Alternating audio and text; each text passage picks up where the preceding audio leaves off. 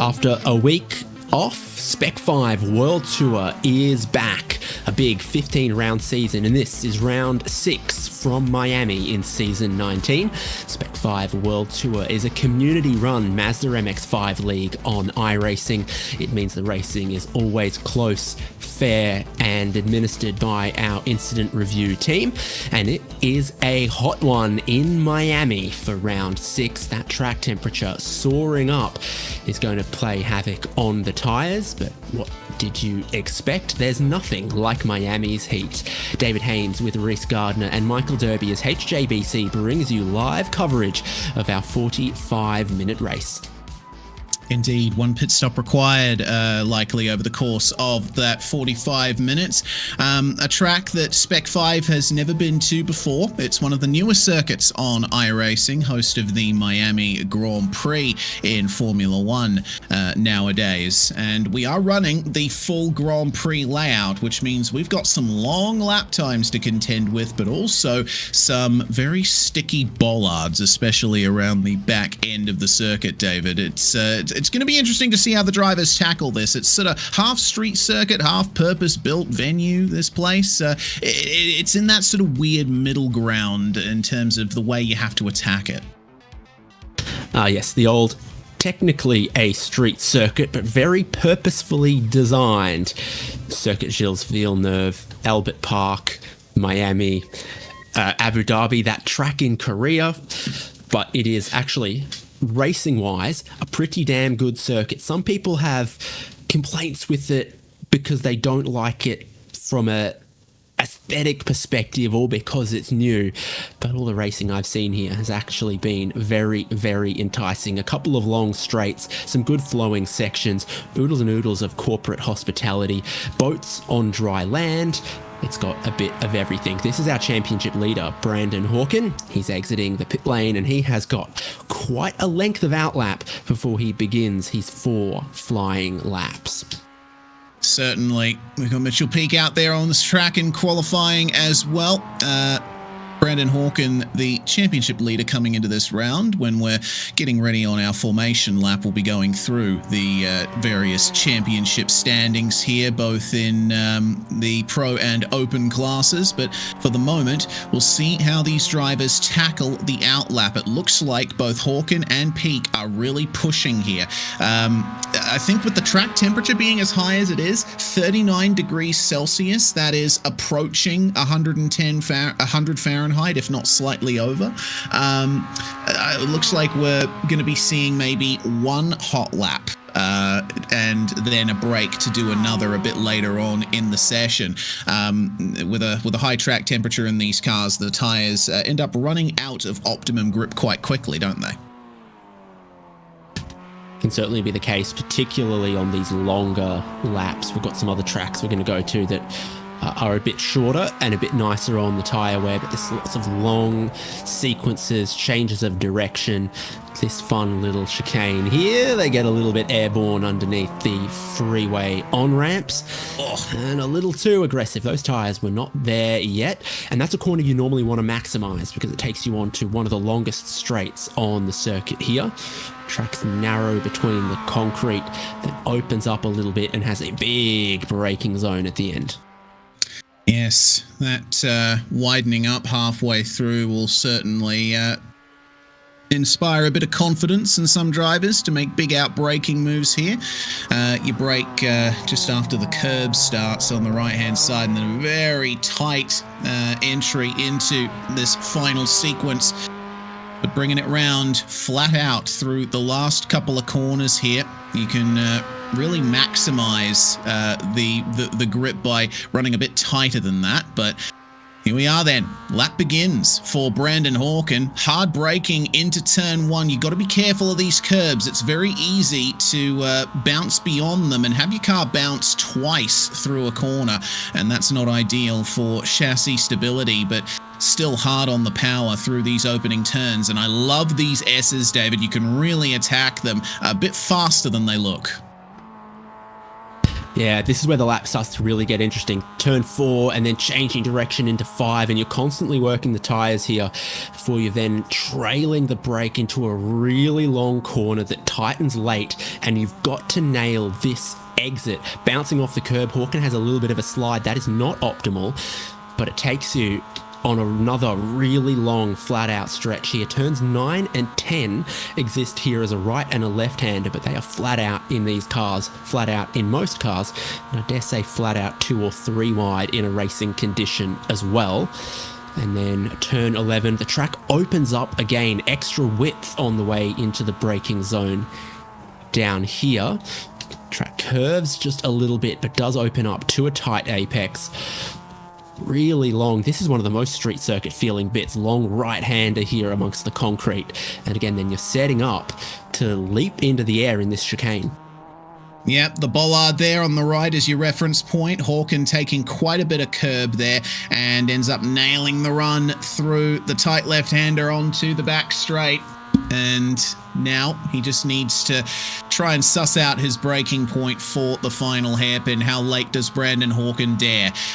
These cars do have anti-lock brakes, so you are saved a bit if you push the brake pedal a bit too hard, but you ideally want to just feather it a little bit to get the maximum performance. Just under ABS activation is ideal. At the 100 marker is where he brakes, and it looks like that might be a tiny bit too late. He was tiny bit wide through the hairpin, but a solid run on the way out, sticking all the way to the right-hand side of the circuit here on the way to the start-finish line. And first lap down for Brandon Hawken is a 2:18.9, running faster than he did in practice. That is a good first lap. Sure is, and now we'll see how a lot of these drivers approach it. I didn't see Hawken immediately pulling over to then try to get onto a new set of tyres. Hawken stays top for the moment as Mitchell Peake goes second, Brian Jabelski goes third, Travis Hewitt is leading open class for the moment. Rui Coimbra just pips Mitchell Peake to go into second position. Here comes Kyle Genski. We'll see what time he gets, and he goes second. So it's really close between second and sixth, but Brandon Hawken on the first lap has blown them all away.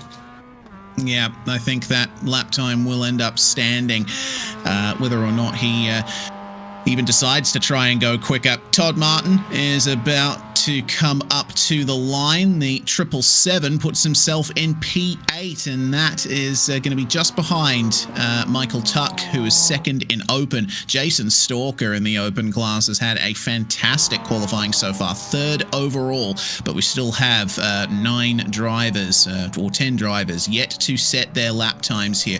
We'll see what Jason will be able to do, as well as Jake DeGrand, who unfortunately gets the rear tyres lit up coming out of the hairpin. Driving with hand controls is Jake DeGrand, so he does face a little bit more difficulty than the other drivers in the field, but he should be able to get another lap time down. Eugenio Polici was very quick in practice, running top 3 pace. Across the line he comes, and it looks like that lap didn't count. He got an off track. I see a 2:22, so some time's gone missing somewhere in the middle sector, about 3 seconds in the middle sector. Somehow the lap still counts, but a lot of time went missing for Polici, and he'll know he can do better. It was 3 seconds away from his optimal that he'd done probably on the outlap. Brandon Hawken's still pushing on. His first sector was purple, lost 2/10 in the middle sector, so we'll see if he stays on this one. He does. Had the opportunity to dive to pit lane. Brandon Hawken's going to complete a second lap. He needs to improve on 2:18.9. He goes 2:19 flat, a 10th short of improving on that lap. Right, and he's immediately going to get back out there with a fresh set of rubber on the car. But considering that the next closest times are about 0.8 of a second back, it's a solid margin to work with, and all he's really going for is glory points now, I think. Donnie Moffat puts himself P3, 2:19.87. That's a solid lap time there. Paul Murgatroyd goes 11th fastest on a 2:21.1. Still waiting on lap times from Joshua Soto, Odyssey Adams, Jake DeGrand, and Logan Hegg, as it looks like Eugenio Polici has decided it's just about time to get his next lap started there. Mike Oswald trying to improve on P8. It's now going to be P9 with Jack Stadola putting himself into the open class pole position. An excellent time there from Jack. Wasn't quite expecting that. Mike Oswald then across the line, a 221.4. No improvement for him. So certainly going to be interesting in that open class. Stadola, Stalker, Martin, Murgatroyd, Tuck all showing some speed. Here's Lee Martin, 11th in the outright at the moment. Towards that big braking zone. At turn 17, 18 and 19 easily flat out for these cars. Martin still rides just a little bit of the curb, coming towards the timing line that's just on the exit of turn 19 there. And Lee Martin improves, jumps himself up into 9th, still stays in the same position in open class, but track position is track position. Joshua Soto's first flying lap puts him into 2nd place. He goes purple in the final sector. So Hawken has owned the first sector. Joshua Soto has seen out his lap better than almost any others have. Logan Hegg still no time. He might just be beginning his first flying lap, and he does so by going very deep into turn 1. Yeah, Logan has been struggling a little bit with this circuit, and I certainly empathize. It's a difficult track to get your head around when you're trying to get used to it. You know, picking out where you can actually push across the curbs, how best to enter some of these corners that have tightening radiuses. It's a difficult track in any car, but we'll be seeing what improvements are to be made towards the end of the session here. 5 minutes to go. Mark Cheng just put himself in P10, waiting on the time from Tom Athon. It wasn't an improvement for him. Kyle Genske across the line remains in 6th, 221.6 on that lap, 2/10 slower than his fastest. And now we'll see what Todd Martin can do here. 13th at the moment, and looking to make some kind of improvement. Each driver gets 4 laps over 15 minutes in order to set their times here. And Todd will not make an improvement on that particular lap. 220.7 for him. Still waiting on times from Adams, DeGrand and Hegg. Remains to be seen whether we'll actually see that. A couple of drivers have gone to a new set of tyres, come out and are now on a flying lap. So that's Brandon Hawken. That's Rui Coimbra, who's improving. Tom Athon has gone for the same strategy. Lee Martin's been on this same set of tyres the whole time, and he is not improving on this lap. Brandon Hawken has set a new purple first sector. It's personal bests from Rui Coimbra coming through the final sector. And here's where Hawken is just exiting turn 16, a bit further up the road. Rui Coimbra, 9th at the moment, tracking for a fair improvement. Oh, very nice. That's going to be P3 for him, and Adams puts himself into P5. So that's some solid runs from the Not a Team cars. Very happy to see that from them. They'll be competing for top 5s today for sure. Brandon Hawken, well, he's still ahead on the timesheets by over half a second. We'll see how much he can extend that margin by with what looked like a very clean lap. He's got the first sector together. He's got the second sector together. He just needs to see it out with a third sector, which is another purple sector. 3 purples together gives him a 2:18.3. He's currently provisional pole by more than a second. Joshua Soto in second place has not gone onto a new set of tyres and is not improving in the first sector. Here's Kyle Genske, 8th, no improvements here. Michael Coates jumps to 4th with a purple final sector. So some other drivers have found a bit of final sector magic. Yeah, looks like they have. Unfortunately for Genske, that despite that final sector being really good, the rest of the lap didn't seem to be up to scratch there. 220.9 on that lap as Polici goes to second place. 2:19.0. That's an incredible lap from him, and he still has one more remaining, but does he have the tires to commit to the second lap of that run? That is the question. And only 2 minutes left in the session here. This being solo qualifying, I think there's going to be a hard cut to the end of the session. So you better be well on your way to your final lap now.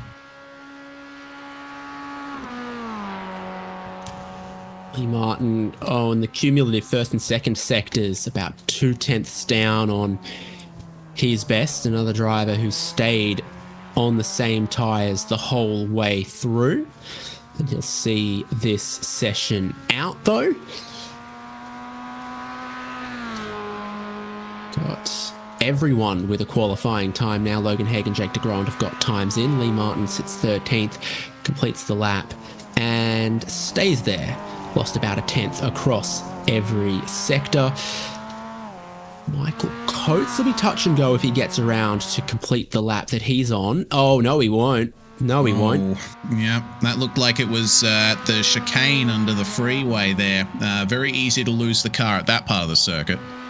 I think his lap was, in fact, touch and gone with the wall. He was pushing very, very hard. He needed every little bit of improvement that was possible. Eugenio Polici's just had a slide in that very, very same sector. We're looking at Jack Stadola inside the top 10.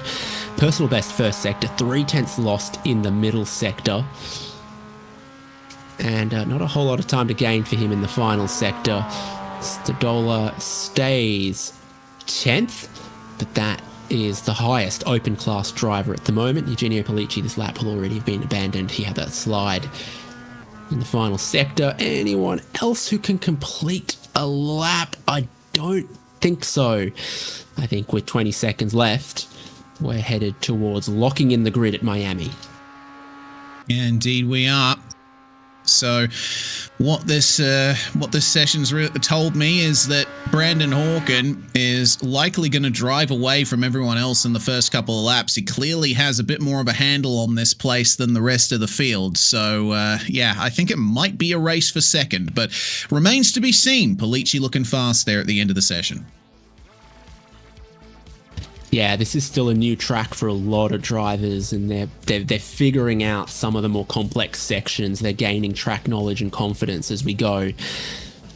And after that qualifying session, this is the grid. Brandon Hawken is on pole, and it's by a very good margin, almost 7/10 of a second from Eugenio Polici, Joshua Soto in third, and then it's very close through this section of the field with Rui Coimbra, Michael Coates, and Odyssey Adams. Tony Moffat in 7th. And Mitchell Peake in 8th, Kyle Genske 9th. Jack Stadola is the best open class driver. He has qualified 10th outright. Yeah, very good job from Jack Stadola. He's got Jason Stalker and Mark Cheng right behind him, though, on row number 6, with Lee Martin and Mike Oswald sharing row number 7. Todd Martin and Brian Jabelski, last couple of pro-class cars, apart from Athon and Fike there in 15th and 16th, with Tuck, Murgatroyd, Conahan, and Paulo Coimbra rounding out the top 20. 26 cars on the grid, 26 cars with qualifying times. Travis Hewitt, Tom Athon, Corey Dixon, Geordie Fike, Logan Haig, and Jake DeGrand complete our grid. They're all going to line up on the start-finish straight behind the Porsche 911 GT3 Touring pace car, and we will get a full 3.3 mile pace lap of Miami International Autodrome. This is the Grand Prix configuration. There are a bunch of other configurations available. Not the sports stadium, though. We can't throw the pigskin around. No, unfortunately we cannot, but we'll see how many passes and tackles we end up seeing in this race. It's surely going to be tight further down the field. Only 8 thousandths of a second between Michael Coates and Odyssey Adams for 5th on the grid, and under a 10th separating Joshua Soto and Rui Coimbra at the moment. Brandon Hawken and Eugenio Polici are looking like the men to beat as they make their way through the opening turns. Probably time to check out where things stand in the championships. Yeah, this season has been very good to Brandon Hawken, and he has been very good to it. And so he leads pro class from Joshua Soto and Michael Coates. After round 5, one drop round counting. Michael Chase in 4th, and Jared Collins, Carl Genske, Thomas Bellerman, Eugenio Polici, Mitchell Peak, and Mike Oswalt is our top 10. If you can, you want to keep banking wins. Yes, and I'm sure the open class drivers will be thinking about that as well. Lee Martin leading the open points on 233. Paul Murgatroyd right behind him, though. Murgatroyd was leading the open points for a few rounds. Jack Stadola is certainly going to take advantage of his open class pole, 4th in the championship, and not that far behind Hewitt and Murgatroyd, with Kruger, Arthuzo, Tuck, Paulo Coimbra, Jason Stalker, and Ryan Pandicio rounding out the top 10 in open. Not just points competitions to keep track of. We got Mr. Clean as well. Michael Tuck is the cleanest driver of the season so far, with only 2 incidents to his name. Yeah, this is one where once you get behind, it's difficult to catch up. You can't have a negative number of incidents in a race. Michael Tuck leads Brian Jabelski, Michael Coates, the reigning Mr. Clean, Lee Martin, then Mike Oswalt, Michael Chase, Brandon Hawken, Carl Genske, Mark Kruger, and Eugenio Polici. We'll see if this is going to be a difficult track to stay clean. Track limits in a couple of places looked difficult, particularly sort of the turn 4, 5, 6 change of direction here through the chicane, maybe if you're racing someone hard, and anywhere else. We'll keep an eye on it. 45-minute clock begins when the green flag waves. We're heading down the back straight next to the canal. I can feel the mosquitoes eating me already. Yeah, I can too. Rather humid down in Florida, the very tip of the panhandle of America. We will see who gets the best run into turn 1 here. Slightly shorter run into turn 1 than you expect, but off a rolling start, it should be a clean run on the way in. But it's on the way out of turn 1 where I think we'll start to see chaos reign as the track switches back on itself. Brandon Hawken will be focusing on getting as big of a lead as he can right away. So there's the pace car accelerating away into the pit entry. 2 lines, 2 rows heading towards the green flag. Brandon Hawken up front and on the inside for turn 1. Green flag waves. We get racing at Miami International Autodrome for Spec-5 World Tour. And field heads down awards turn 1. Track's cooled off a little bit from qualifying going into the race. They're only just building tyre temperature now through that tight turn 1, and then trying to switch back into 2 and 3. We remain too wide through many places in the pack. Good momentum for Donnie Moffat. He's already carving up some spots. Not a teammates look like they see benefit to some bump drafting here, heading down towards the quick entry into turns 4 and 5, reminiscent actually of Maggots and Beckett's at Silverstone. Yeah, it's quite fast on the way in here, and if you run wide, then it's going to be a tough job to get back up the inside, but it would appear that Mitchell Peak is attempting that there, trying to find his way past Jason Stalker. The outside run, we'll see how strong it is here. Stalker manages to stay very consistent with Mitchell Peak on the way through, and Jack Stadola now sees a chance to get amongst the pros here. Stadola losing the open class P1 to Jason Stalker there, and looks to me like it'll be a rollicking battle for open as they come up to the next hairpin. Now this is getting MX5 racing, long straight slipstreams, packs, and we are looking at 3 wide on the way in here. Jack Stadola on the inside brakes very early, very cautiously. And that was the right thing to do for him. Mike Oswalt and Cheng side by side through this sequence. And you've got to try to sort this out before you get to the chicane. Cheng's on the inside, but a car length back, dives in and gets ahead of Oswalt. Tiny bit of contact there. Looks like Murgatroyd potentially leaning on Jabelski a little bit back there. We get onto the next straight. Everyone survives, but there will have been some elevated heart rates. No, Jake DeGrand. Around at the back of the field, and it looked like some pretty heavy damage on that one. But the draft train will continue. Get another view of what happened to Jake here. the Only Hands adaptive sim racing car. Unfortunately losing it there, and a bit of an overcorrection on the way out of the corner. Fortunately, no one else gets involved as the end of lap 1 beckons. And we'll see some big moves happening in the midfield. It's Rob Conahan and Michael Tuck here side by side through the final corner and giving chase Paulo Coimbra and Tom Athon. This is in the back half of the field battling for P19. Much deeper braking around the outside. Gets Rob Conahan in front of Michael Tuck. Jake DeGrand still coming around with his meatball flag to try to repair his car. Too early in the race, though, to make your stop and be able to get to the end. So it's going to force DeGrand onto a 2-stop strategy.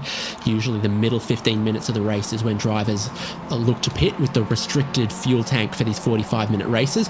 This is up front. Brandon Hawkin would really like to break away. There are sort of 3 long straights on this circuit where the MX-5 does what the MX-5 does in terms of the slipstream. So if Eugenio Pollicci, Joshua Soto and Michael Coates can get a little bit of a bump draft going together, they could try to run down Brandon Hawkin. And I think Pollicci is in the slipstream. He's closing big time now by about the halfway point of the straight. Yeah, but is he close enough for a move into the hairpin? Is he going to have to look out for Soto and Coates here? Oh, Soto a little bit later on the brakes there and maintaining some great mid-corner speed at the apex, but a slightly wider entry to that right-hander. The real twisty technical part of the circuit now for the second time. See how much curb they take at that right-hander apex. They are all the way across the curb there. Got to be careful not to hit the bollard because that is going to ruin the reference point for everyone behind you. There were drivers reporting that in practice. So Pollicci 8/10ths back, following wherever way Hawkin goes, and then the whole rest of the pack goes along with him as well. Looking like a bit of a top 6 now. Hawkin, Pollicci, Soto, Coates, Moffat, and Kyle Genske, I think, is pushing Donnie Moffat along there, trying to make sure they stay attached and connected. Jason Stalker is leading open class. He's part of the next pack. Almost was a second clear of Jack Stadola. Now he's moved ahead of Mitchell Peak. On the way into that braking zone.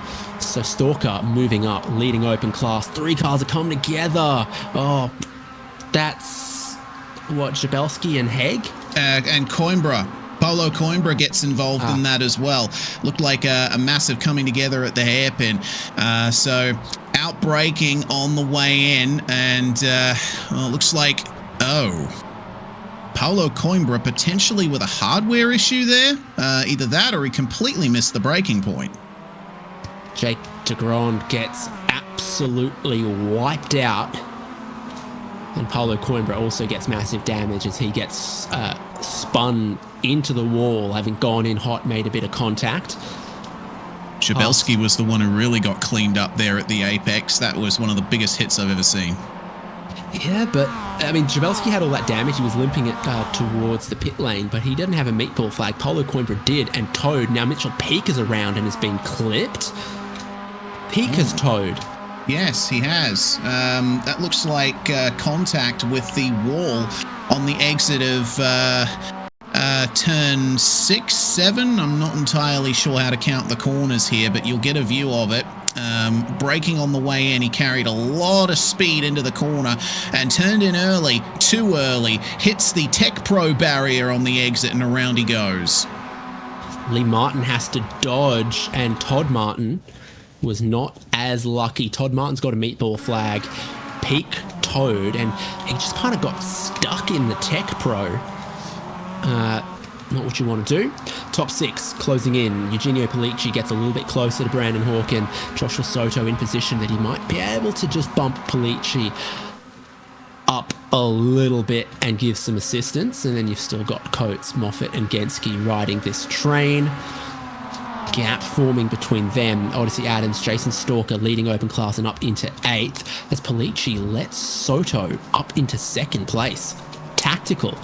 Yes, looks like they're working together to try and make the move on Hawken. One lap Polici leads, one lap Soto leads, and they'll be helping each other out a bit there. Brandon Hawken's certainly pushing. I was focusing on him out of that hairpin, and it was a proper power slide, which you don't often see in MX-5 racing. So Hawken is pushing as hard as he can to try and keep up this lead, but he knows that he's the one punching the hole in the air for everyone else, and it's going to be a tough job to try and keep the lead from here. Might have to focus on working the pit cycle to his advantage. Remember, drivers don't have the fuel in their cars to make it to the end here.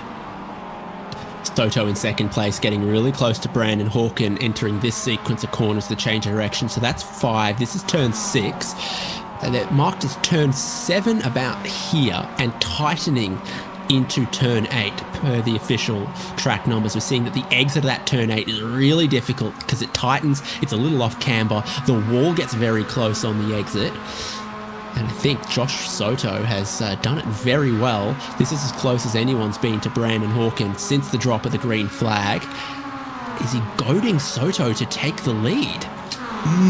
He is. Oh, and that's going to bring Polici into the fight as well. Polici getting alongside into the braking zone for the hairpin. Is there going to be a trade here? There is, and there's contact between Polici and Soto, and that, I think, has slightly messed up the campaign to try and take the lead off Brandon Hawken. Now there's some slight gaps forming now. Soto holds on to third, but Michael Coates, Donnie Moffat, and Kyle Genske are going to be right on his rear end.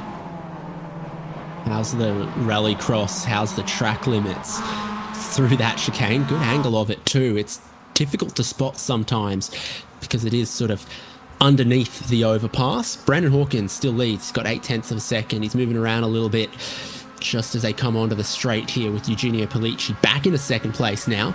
Joshua Soto dusting himself off in third. Has Michael Coates pushing him along down the back straight here.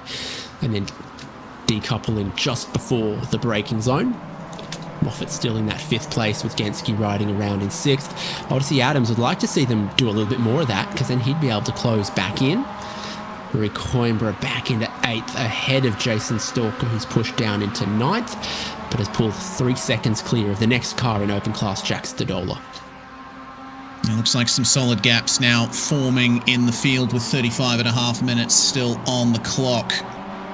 Keeping an eye on the 4th place, 3rd place fight at the moment. Soto, despite that slight contact from Polici, has managed to regain, and it would appear that these guys will continue the fight as is from here. As long as you're within a second or so of the car in front, you'll get the full benefit of the slipstream. Early turn in for Polici and Soto. They're doing their best to extend the track limits as much as they can in their pursuit of Brandon Hawken. And now, on board from the 3rd place car, Soto nailing the exit once again, just riding across the curb. You're almost straddling it on the exit of that turn. Yeah, very interesting use of the curb there in the chicane on the way through turns 4 and 5 at turn 1. Interesting how they use all of that. We're still looking at a top 6. There's Coates pushing Soto 3rd and 4th. Michael Coates just wanting to stay in touch with the leaders, willing to push Joshua Soto a little bit and then also roll into the braking zone, save a little bit of fuel. 2 seconds covers the top 6. And Odyssey Adams is close to their pace, but not quite linked up to the slipstream. There's across the curbs again. Joshua Soto gets a bad landing, has a bit of a slide, and there is a little bit of RNG or roll of the dice whenever you attack a curb that hard. Yeah, you're basically hoping that your suspension will play nice with you and you'll be able to make some kind of recovery from your brief trip into the air. Well, slipstream again down the back stretch here, and this final hairpin is a bit faster than it seems. You know, I've been keeping an eye on Brandon Hawken's lines through there, and every single time he's turned in thus far, I've thought surely he's going to hit the wall on the outside, but he doesn't. He's been able to keep the rotation up and maintain some great speed through the final sequence of corners here. So he's led every lap so far, and he'll continue on that. been another issue in the fields. Michael Tuck and Corey Dixon have come together somewhere around sort of turn 15, turn 16, and like we were just saying, if you're following someone really close and they get a bad ride over the curb, there's almost nothing you can do. So this is Dixon ahead of Tuck, I believe. Both of them leave plenty of space to the curb there. It's going into turn 16 here that there's a bit of a check-up, and Tuck drives into the back of him. Both of them 180 degrees around. I've got to find how to turn their life around. Yeah, it's a difficult corner that. You're just coming off that chicane and you're dealing with the oscillations and the suspension, but you're trying to get over to the right-hand side of the track as quickly as you can to hit the apex properly for the left-hander, but it's really easy to be thrown off your rhythm, and I think that's what happened to Corey Dixon there. Michael Tuck was attacking the corner and carried a lot more speed on the way in. Meanwhile, battle for the lead, Brandon Hawken is, I think, just driving that car on the rear end, basically, through that hairpin. He was sliding all the way from turn in to exit. He's certainly showing that he can push the limits here. Lots and lots of two-wheeling it here. And Polici just manages to make the apex of the left-hander, but Hawken gets the better run on the way out. That's where he's really gaining his time here. I believe it's American Airlines that have Miami as their hub, but it's Spec-5 that are taking flight across the chicane there. Whole top six underneath 2 seconds, compressing as the slipstream draws them all together. The type of racing that these cars are known for and that we love. You can be tactical, you can drive clean and stay with someone who might be slightly quicker than you, and then out-strategize them, out-time them in your run later in the race. Hawken, Polici, Soto, Coates, Moffat and Genski have seen Rui Coimbra out in 8th and Jason Stalker in 9th trade places a couple of times. And as they do that, they are not necessarily getting that far away from Jack Stadola. And to give a bit more love to open class, Lee Martin still runs 3rd in that class from Rob Conahan, Travis Hewitt and Mark Cheng, who are forming a good group in the 13th, 14th, 15th outright. Cheng lost some spots earlier on, so he might look to come back here, and right on cue he wants to pass Travis Hewitt, who wants to pass Rob Conahan. It's busy in turn 1. That it is. They end up entering the corner in the exact same order and coming out in the same order too, but you see how hard they're pushing through these opening corners. Slightly later turn in for Travis Hewitt there. It's a difficult corner, turn 3. It's flat out. I mean, in terms of the skill required to navigate it, it's a pretty easy one, but whether or not you stay tight on the exit or run wide on the exit to carry a tiny bit more speed, there's a variance of lines that you can take through there, and have a look at the braking input from these guys. They're on the brakes, off the brakes, on the brakes, off the brakes again. That's all you can really do to try and bring the car down to the right speed for the corner coming onto this straight here. There's been a change for 2nd in the meantime. Eugenio Polici's gotten back past Joshua Soto. Coates, Moffat and Genski still perfectly content to bring up the rear of this fight, but the changes for 2nd I think are benefiting Brandon Hawken in the end. Yeah, Polici and Soto were side by side going into turn 11, and Polici, I think, was on the correct side of the racetrack to hold on to it. Brandon Hawken would like them to keep battling each other. He's leading them to the left, to the right. Jump to the left, step to the right. Cha-cha real smooth. They've got a bit of lap traffic they're coming up on, which is Jake DeGrand, who had all the issues that he had to tow, has had to repair his car, and they're catching him at about 8 seconds a lap. This is proving quite a challenging track, both it being new, it having lots of corners, and also some challenging things. DeGrand, I think, someone pulled out of the way. Yeah, it was DeGrand pulling into pit lane for a second time and getting out of the way of the leader, so they need not worry about that. No, clear track ahead of our leaders until, basically the next lap car is Logan Hegg, who's just making his way through the tight, twisty section under the bridge at the moment. So these guys will be free to race with no one ahead of them. de Grand's finally made his way into the box, and I mean, we're roundabout in the pit window at the moment, so I think de Grand should be good until the end of the race. It looks like Tom Athon, Geordie Fike, and Brian Jabelski are the first 3 drivers to take a scheduled service there, getting their pit stops out of the way nice and early. Thinking this would be one of the tracks where drivers think they'd find advantage to some new tyres and a little bit of an undercut, but I don't see Jabelski's car up on the jacks. We got looking at it when he's about 15 seconds into the stop. All of these pit stops, 18 seconds, so a little on the thirsty side, but also that could give you time to change at least 2 tyres. I don't know which 2 you'd change. Yeah, I was thinking about that just now as well, because it's a really even mix of left and right-handers around here. It is an anti-clockwise circuit, so there should be more left-handers, which means right-side tyres would be the ones you go for, but yeah, I don't know. It's a bit up in the air, really. Once again, a relatively new track to iRacing, and so everyone's just trying their best to get used to it and suss it out. I feel like the more corners a lap has, the closer the left-right tyre wear split becomes. No one thinks, oh yeah, Nordschleifer, clockwise circuit, got to get some fresh left sides on. It's like, no, there's 100 and something turns. You wear both of them out equally in the aggregate. So the more corners, I think the more equal it often looks. Is anyone going to dive to the pit lane from this leading 6? I think if Hawken stays out, with the pace that he's got, you'd almost be foolish to leave his toe. Yeah, I would expect this entire group to come in as one. It would an undercut, an overcut. It's not really a part of the strategy at this point. You don't want to lose Hawken.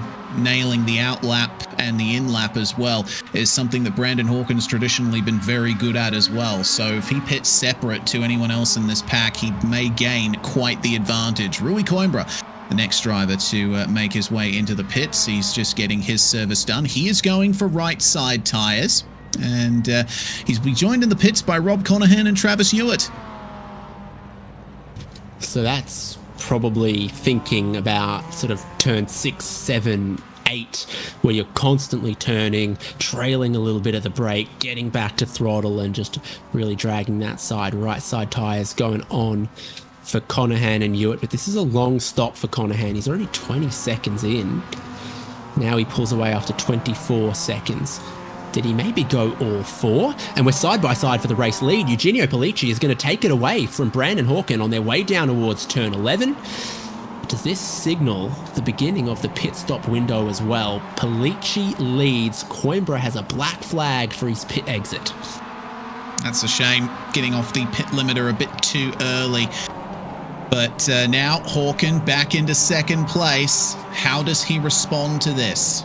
Does he decide to force the issue and say, all right, I'm going to go into the pits. We'll see if everyone comes in behind me, potentially catch Pellicci out and force him to stay out another lap. Remains to be seen.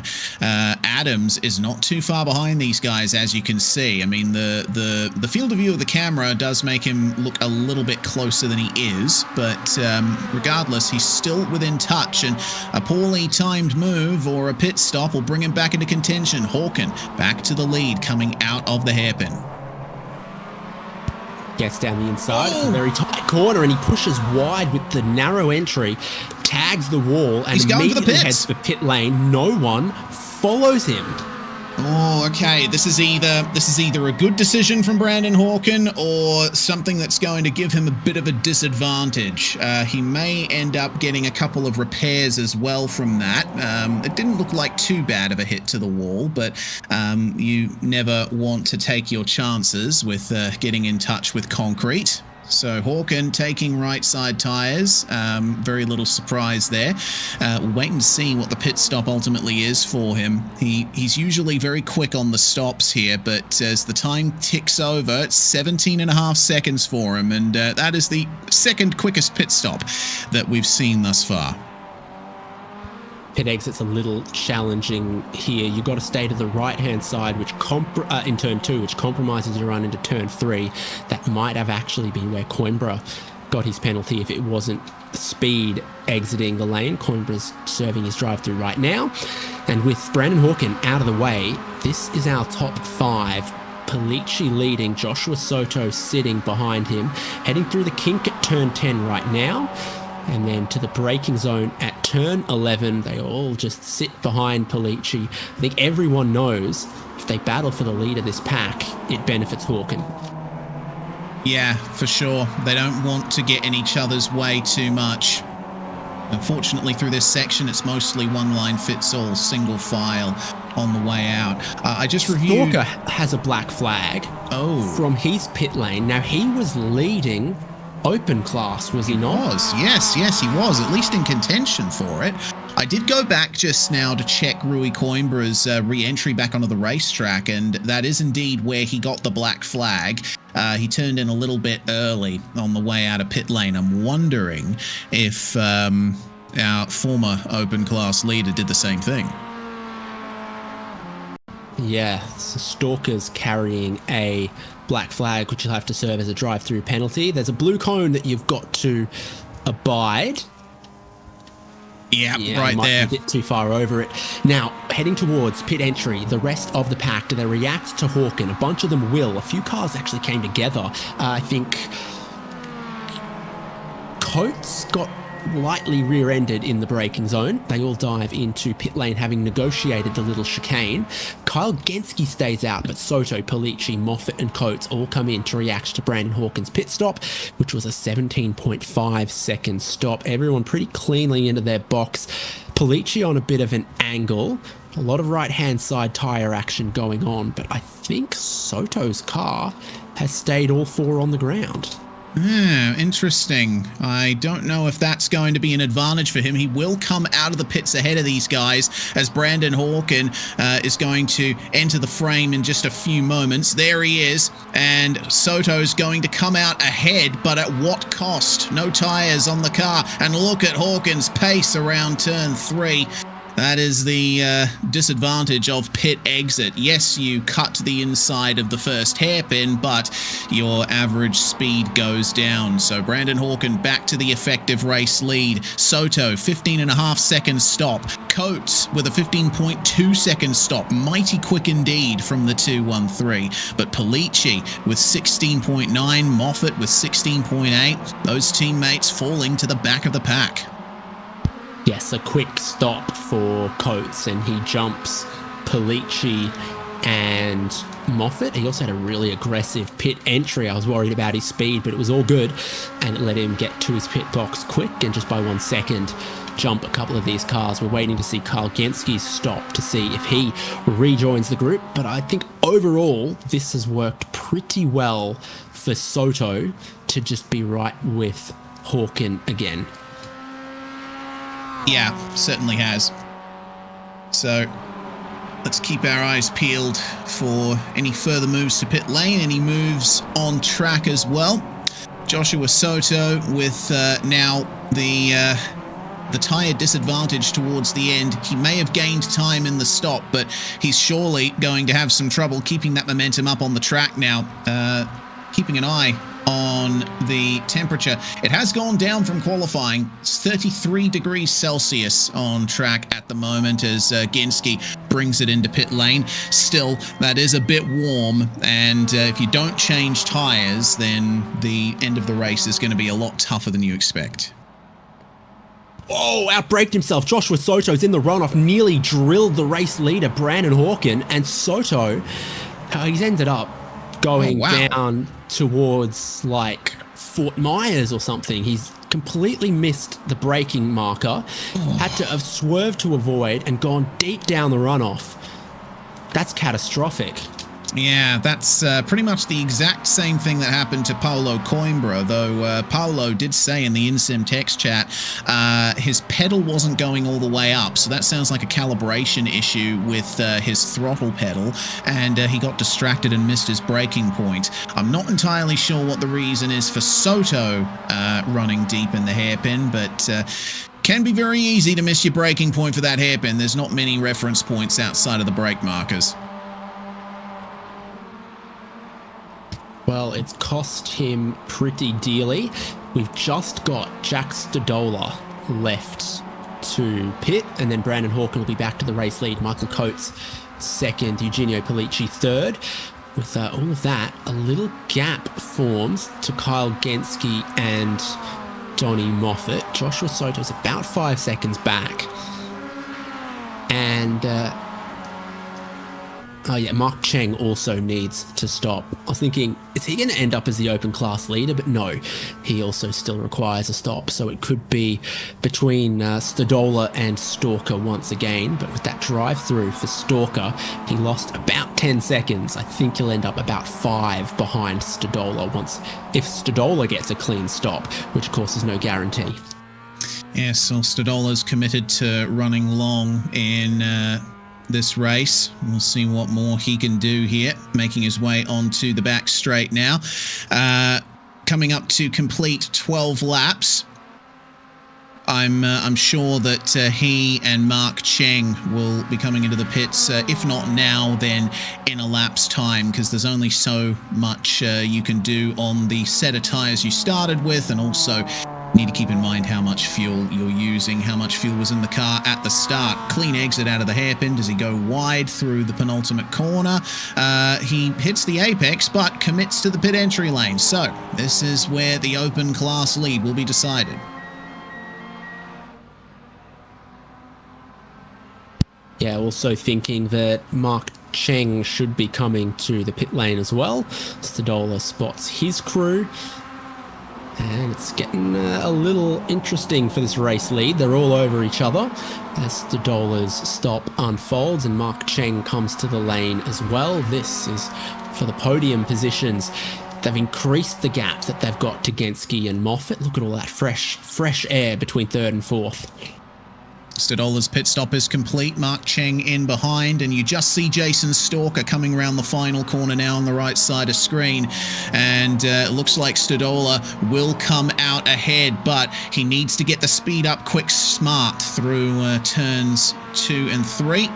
He will keep the lead. Nice to see there for Jack Stodola. This is going to be a big points haul for him if he can hold Mr. Stalker off.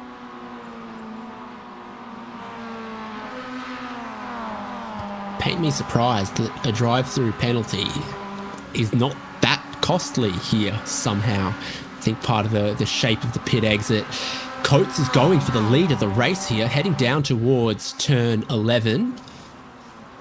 He's well on the inside here, and so long as you can make the left-hander get the inside of turn 12, no one's ever really going to be able to get around the outside of you there. Weird line from Coates. Like Oswald, a meatball flag further back. Coates jumping heaps off the curb there as our top 3 change places. What's happened to Mike Oswald? Kyle Genske drift in 4th place. Yeah, Genske and Moffat will be trying their best to work together to catch up to the top 3. Here's what happened to Oswald, dragging the brakes, coming into the ever-tightening left-hander here, but getting crossed up over the curb at the apex, nothing but concrete to greet you on the left side there. So unfortunately for Mike Oswald, that's going to be almost day done. Hawken defending the lead, but he's continuing to play hard, fast and loose with that exit wall, and Michael Coates takes advantage of that. He'll be on the outside into the opening hairpin though. Considering the S bend on the way out, I think there's a lot of potential for some alternate lines to be taken here, and Eugenio Pellicci might take advantage. Well, side by side for the whole length of the front straight with 7 laps to go. Brandon Hawken just gets back into the lead to turns 2 and the long turn 3. They'll struggle to stay close to Hawken through 4 and 5, but then again, once you get a good exit off turn 8, we're back into slipstream territory. Jason Stalker 1 second behind Jack Stodola for the lead of open class. So Miami, for the first time in Spec-5 World Tour, is absolutely delivering. Yeah, it's producing some fantastic racing. out of the corner there. That looked like a slight mess up there from Michael Coates. Brandon Hawken will be free to nail the exit. But down to turn 11, where Coates last made his move for the lead, he's picked up the slipstream and he's continuing to build that momentum up. Hawken probably anticipating the move there, staying tight on the way out. But then they reach the braking zone, and Coates will try his best to nail the braking from here. No change in our top three. They all somewhat nail the apex there. Polici with a slightly tighter exit could benefit him through this right-hander. Lee Martin and Corey Dixon back in pit lane after 3 laps for reasons that don't make a whole lot of sense to me, but both of them take what appears to be just a little splash of fuel. Maybe they also had some damage they needed to tidy up. Our leaders are covered by 0.7 of a second. Lee Martin back in the race and Corey Dixon as well. Down the back straight. Michael Coates getting to the rear bumper of Brandon Hawken by about here, pulling to the inside before the braking zone. And I think Hawken's got a bit of fuel saving to do because he has made that very, very easy. Now, we've seen when you go in tight to the final corner, you get so compromised on the exit. Brandon Hawken will just tuck back underneath again, does to Coates what Coates had previously done to him. But Polici, I think, is the one who's gained the most advantage out of this. Hawken had to check up slightly on the exit to avoid running into Coates. And now, well, Polici, though he had the chance to try and go for it, is going to stay behind. It looks like he's content to let this battle play out ahead. Brandon Hawken with the slightly tighter exit from turn 1. He's going to try and mount an attack on Coates coming into the S's. Well, that's not a racing line we've seen used many times before by Michael Coates, but he almost lets Brandon Hawken have the race lead back before they go into turn 4. Turn 5, the right-hander. Apparently the next 3 left-handed apexes are 6, 7, and 8. They get close in the middle before having to turn back down to that turn 8 apex and the exit. I heard Brandon Hawken sliding a little bit on the way in there. I thought he was going to lose the rear end. And ultimately, he's managed to translate it into a good exit. But now the door is left wide open for Michael Coates to try and take the race lead back. 10 minutes and 50 seconds remaining on the timer. And Coates will be back through into the lead. Hawken, I think, is just playing the long game at the moment. He's letting him have the position in the short term, knowing that he'll be able to take it back later in the lap. We can all blame the closure of the Strait of Hormuz. I think these 3 guys are just a little bit short on fuel. It seems that way. Quick pit stops, particularly for Michael Coates, only 15.2 seconds stopped in the lane, so I think he's taken a few litres less than Brandon Hawken did. Polici, slightly quicker stop than Hawken as well. So they've been trying their best to push the fuel margins, probably hoping that they'll get the amount of slipstream that they need. And I think that's the reason why Polici isn't going for it with these guys. He's not just trying to let the battle play out ahead of him. He's also focusing on saving his own fuel and taking advantage in the slipstream. So Hawken led most of the way in the first stint of the race, so he would have had pretty high fuel consumption then. I'm pretty sure Michael Coates just cracked 3/4 throttle and then Brandon Hawken pushed him. Eugenio Polici rolled out 150 metres before the braking zone as the shenanigans was going on in front of them. Fastest lap of the race, I think, is Polici with a 2:18.3. These guys are doing 2:20.5. They're going... Kyle Genske in 4th is going quicker. Sun has come back out. Coates is, like, trying not to lead. And every straight, they're all cracking the throttle, rolling into the corners. Jason Stalker is in the lane for the 3rd time. Jack Stadola has a clean run to the open class win right now. Yes, indeed. Looks like Stalker may be coming a cropper of the incident limit potentially. But if that was the case, then it would have been a drive-through. So not entirely sure what Jason Stalker's problems are, but That is going to give Stodola quite the lead now, and Rob Conahan will take advantage as well to move himself into second place in open class and 10th overall. Here comes Polici. Once again, having looks up the inside, but not quite going for it on Michael Coates and Brandon Hawken. I think he's content to just let them burn through their fuel, and maybe he'll try and mount an attack in the final lap, potentially. We're only going to have 3 to go when they cross the line next. Well, Rob Conahan has gone to second in open class. Jason Stalker's come back out, still in third, 3 times to pit lane, and he still sits third. It is, for these cars in particular, I think, quite a quick pit delta here at Miami International Autodrome. They cut out a bit of the final corner. They cut out a lot of turn 1. It's a fast pit lane speed limit, so the loss compared to on the racetrack, not that dramatic. Coates rolls out of the throttle. Polici rolls out of the throttle. They coast into the hairpin here. The clock says 4 to go, but I think it's touch and go on that. 7 minutes and 18 seconds on the timer across the line. A lap taking about 2 minutes and 20. So 3 laps around this place is 7 minutes. Yeah, so I think it might be a bit touch and go whether or not we'll be going 3 laps or 4 laps to the end. I think I'd err on the side of 4 laps at the moment, considering the pace these guys are doing. Yeah, I think it's 4 by about 10 seconds as it stands at the moment. Coates with a big roll out of the throttle going into turn 4 and then just trying to flow his momentum through 5 and 6. I think if you were accustomed to it, there would be a lot of places through these sequence of corners to save a little bit of fuel without losing too much time when you link one corner into the next. But not like that. Second and third go wide out of turn 8, hit the wall. Brandon Hawken is driving away as Coates has made an error and Eugenio Polici has followed him in. Oh no, that's completely ended the battle for the lead now. Big damage for Coates and Polici, and potentially some suspension damage on the way too. Hawken is free to just cruise now, it looks like. It's always frustrating. Like, I empathize with Polici there when you're in a close battle with the driver in front and they end up making a mistake in front of you. There's every chance that you're just going to do the same thing because you're focused on the car in front. Polici gets into the wall again on the way on the run into the chicane. This is really tough for him. That's going to give Kyle Genske and Donnie Moffat a run at a potential podium here. Yeah, Genske with the clean car gets closer.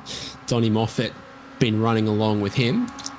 Obviously Adams there in 6th. Joshua Soto has caught him. So Soto's back there in 7th, having dusted himself off after his previous adventures. Some other packs coming together like Jason Stalker, Tom Athon, Brian Jabelski, and Paul Murgatroyd. So again, 5 minutes to go, and there is racing to be found everywhere, except a battle for the lead. Murgatroyd and Jabelski make contact in turns 11 and 12. It looks like Jabelski falling back behind Geordie Fike as a result, and we'll get a look at that. Oh, Tom Athon on the outside and Murgatroyd on the inside, 3-wide contact, and yeah, it took him a while to get back up to speed there. I'm wondering if there's... Big damage for Jabelski. Oh yeah, big damage indeed. It looks like he can barely get up to speed. Probably contact with the front right that hit the wheel off. So looking at Kyle Genske as he begins to hunt down a podium, how bad is the damage for Coates and Polici? They seem to be losing sort of a second and a half per lap here. Genske is all over them. Don't follow him into the wall here in turn 8 this time. Straight line performance with a much tidier car ought to be in Genske and Moffat's advantage as well.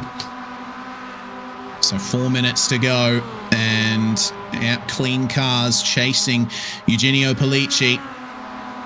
Is this where the move is going to be made? Polici's going to try his best to defend this. Sticking to driver's left, but moving back over a little bit to try and widen the run into the corner as best he can. But luxury of the full run into the corner there for Kyle Genske. He'll keep himself well within the margins for a move, but he'll have to stay behind through this section. Oh, will he? That is a meal of it. Oh, he should have. Strzelski gets squeezed into the wall. Eugenio Polici with a slowdown penalty for cutting the chicane. Donny Moffat going to try to come through here as well. It's cheeky for Polici to take a slowdown and then close the gap, but I don't think he had any way of knowing which way Strzelski was going to go. Yeah, and there would have been a bit of a distraction for Polici as well. Getting that notification, Moffat takes advantage of the slipstream off his teammate and goes for the move at Kyle Genske into the hairpin. Just enough room being given as Logan Haig. Oh no, there's contact with a lap car. Logan Haig was trying his best to stay out of the way there, but that's going to result in Kyle Genske now falling outside of the top 5 with that kind of damage. It looks like the front end of his car is completely destroyed. It was mostly a pretty calm race up to this point, but in these final laps, it seems like everyone's had some kind of issue except Brandon Hawken. Well, his last lap, a 2:20.2. He didn't have any traffic. He had no one else to worry about. And I think he's dropped about a second trying to save fuel. Michael Coates doesn't seem to need to save as much despite the damage. And Coates caught him by 7/10 last lap. Now catches the slipstream of Brandon Hawken, who might need to really backload his fuel strategy, sliding around there with the change of direction as well. And suddenly, Michael Coates looks like he is back in this for the race win. These two are more than 5 seconds clear of the rest of the field. Donny Moffat is dropping like a stone. I think he's got that damage as well. And every single braking zone, you got to watch Hawken. How much fuel has he got left for this final lap? That is the question. And is this the final lap? Remember, there's only a margin of a few seconds in it with the lap times we've been running. There is a lot of potential that they'll be going for an extra lap after this, which could be the death knell for drivers that had a quicker pit stop earlier, probably expecting the race to go a lap less than it ultimately will. Well, there's nothing in it here. Hawken gets a bad ride, slides, exiting the chicane, slides, coming onto the back straight. There's still a minute on the clock. I think we go another lap here. I think so. Surely. I agree. Well, we're heading down towards turn 17, and Brandon Hawken will know whether he did or didn't get the white flag. He knows what the state of play is. And Michael Coates is going to push him along, and it might be a game of chicken. Yeah, see who lifts first. Yeah, both of them lift early. Coates doesn't want to give Hawken anything for free here. 30 seconds left. We'll get another lap. Indeed we will. White flag in the air now. Brandon Hawken versus a damaged Michael Coates for the win in Spec-5 World Tour. They are a long way ahead of their nearest rivals now. Moffat has dropped back over 7 seconds from these guys. Polici another 3 seconds back from that. So it is a 2-horse race to the end. Stadola's been in a bit of no man's land almost this whole race, but it's worked out for him because he's kept his car clean and he leads open class right now. 20 seconds behind Joshua Soto up the road. That's 14 seconds ahead of Rui Coimbra in 9th behind him. But this is perfect. Heading for 8th outright is a good haul of points as well for Stadola. 2.5 tenths of a second between Hawken and Coates. And there is big strategy question marks happening here. Hawken's still sliding around everywhere, but that's how he likes to drive these cars. We're on board with 2nd place. How much have they got left to give on this final lap? Past Hard Rock Stadium on the left-hand side. And the slipstream kicks in here. Michael Coates going for it now on Brandon Hawken. Did Brandon lift out early to let Coates have it? Maybe. This is a bit of a strategy call here from Hawken. He's going to pressure him into the hairpin, but falling behind like he did, he'll have the full benefit of the slipstream down the back straight into the final hairpin. Almost got a treat turn 16 to turn 17 straight, as if it's from the bus stop chicane to the checkered flag at Daytona, the way that these cars race.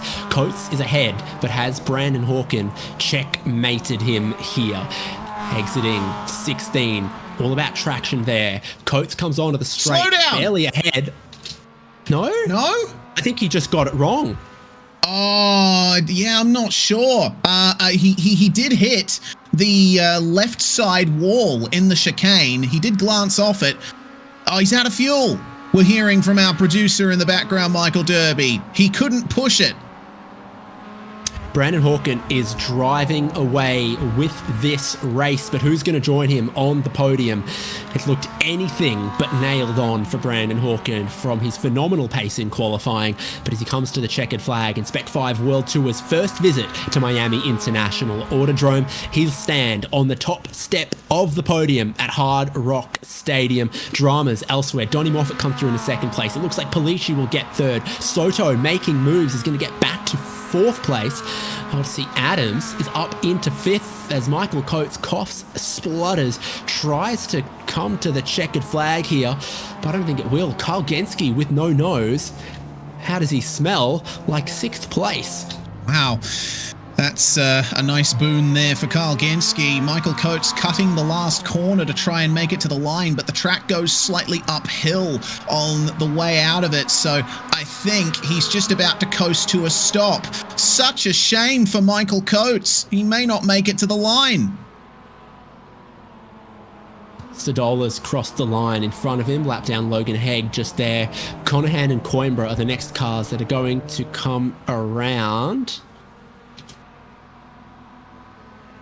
Where I can't see Michael Coates from the chopper. Oh no, he's there, and he hasn't made it to the line. He's 50 feet short.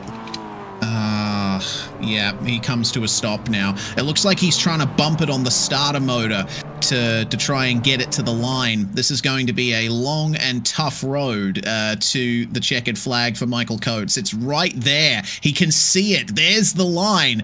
Anytime he comes to a stop, he's just bumping it on the starter motor to try and get it to the line here. He doesn't want to be rated as a retirement from this one. All the way from battling for the lead down to what could ultimately be 16th. I think he's got, no, it's going to be 17th. It appears that he has about 10 seconds now to get across the line to avoid losing another position to Mark Cheng, but it looks like he and Corey Dixon aren't too far away. So I think Michael Coates may ultimately be the last car on the lead lap here. Come on, starter motor, you can do it. He's not going anywhere. I think that's 8 meters it. Short. It's just, he's one pit stall short. That's Corey Dixon has crossed the line. Don't reverse too far back, Corey. He's going to try and help him. He's going to.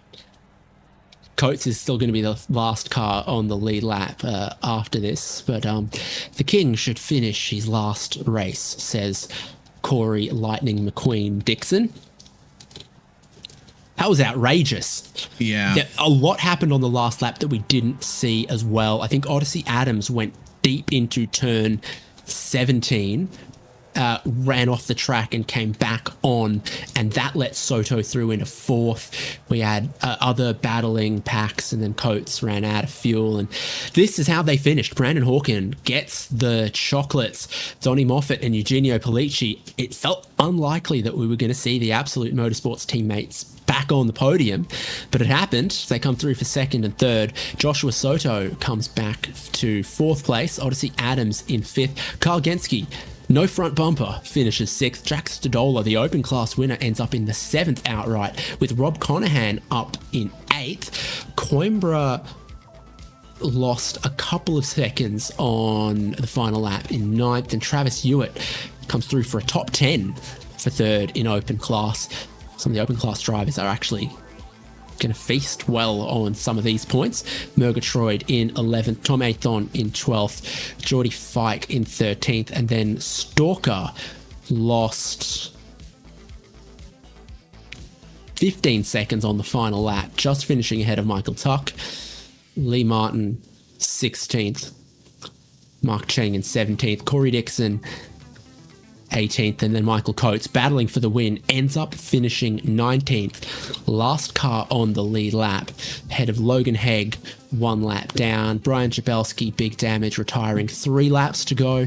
7 laps short for Mike Oswalt and its retirements. Jake DeGrond Mitchell Peak, Todd Martin, and Paolo Coimbra.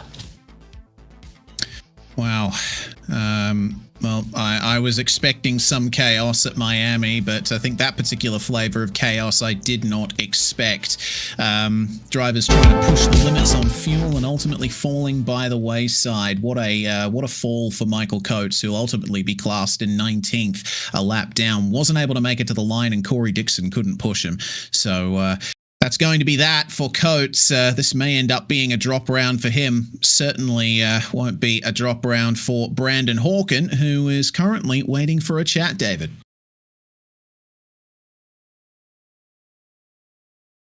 Yeah, our race winner at Miami joins us. Brandon, did that go a lap longer than everyone thought? I'm not sure actually. I'm not sure if there's more than one car run out there, but yeah, I was really surprised there when I was ready to get the draft off of Michael, and I saw his car kind of like lurching forward and backwards, and I was like, oh no, he's out of gas on the long last straightaway. But man. Yeah, I think I guess I fueled enough, but I'm not sure if the time went longer than was what was expected or not. But man, really fun race there regardless. They've designed this track with Formula One in mind and nothing else, but I've seen a couple of different categories race here, and I think it's actually very, very good for racing in these types of cars. Oh, definitely. When I went to go learn the track, I was like the first couple of laps, I was like, "Ooh, what the heck is this?" You know. But after getting used to it, getting kind of just learning the track, it ended up being like a lot of fun, especially for like a modern F1 track. It's actually like a blast to drive, and these things got these things are really tail happy, so you get to kind of maneuver the rear end through the S's. And it's and then in that uphill chicane, you're like wheeling the thing through that entire section, and made for an absolute blast to drive. And then we had those like huge straightaways too, so you get some great drafting. And really great combo. You probably wouldn't expect it, but it's really absolute blast to drive and absolute blast to race as well. You're the race winner, the pole sitter. You extend your championship lead. Congratulations, and I'll see you at the iRacing party yacht. Oh yeah, we'll see you over there. Do they have real water over there, or is it plastic? Either way, we'll be there. I'll get some lemonade, Thank you, Eugenio, Joshua, Michael. There, that was a really great battle, and really fun race. I had a blast race with everybody. I've got a fake marina but real champagne, which is tacky, but it's better than the other way around. Sounds good. Lovely stuff from Brandon Hawken today. Once again, able to weather the challenges of the race here at Miami International Autodrome. I'm really happy with how that event ended up going, David, from a broadcast perspective at least. It was action all the way through, but I think some drivers may be hoping that they never see this track on the schedule again. It certainly claimed a few victims. Yeah, a couple of long straights, some fast corners, but then some tighter technical sections. Turn 17, the 15 chicane, going into turn 11 even, and Brandon Hawken nailed it. Jack Stadola just kept it on track and out of the wall, and he takes a great result in open class. Tony Moffat and Eugenio Pellicci come through to second and third to complete that podium. Hello to Donnie's parents tuned in to HJBC. Great to have you. And it'll be great to have everyone back for next round, Reese. Oval round, let's go. We're racing under lights at Richmond on the 12th of March. That's going to be a fun time indeed. Last season, we had the oval round at Phoenix, I believe, which was one of the best races of the season for my money. I'm certainly expecting the same for Richmond, one of the fastest short tracks in the world. Looking forward to it. Well, we hope you'll join us then for round 7 of Spec-5 World Tour next week. Brandon Hawken, what is this man's Achilles heel? Does he have one? Is it going to be oval racing? He takes the pole position, he takes the race win, he extends his championship lead here at Miami.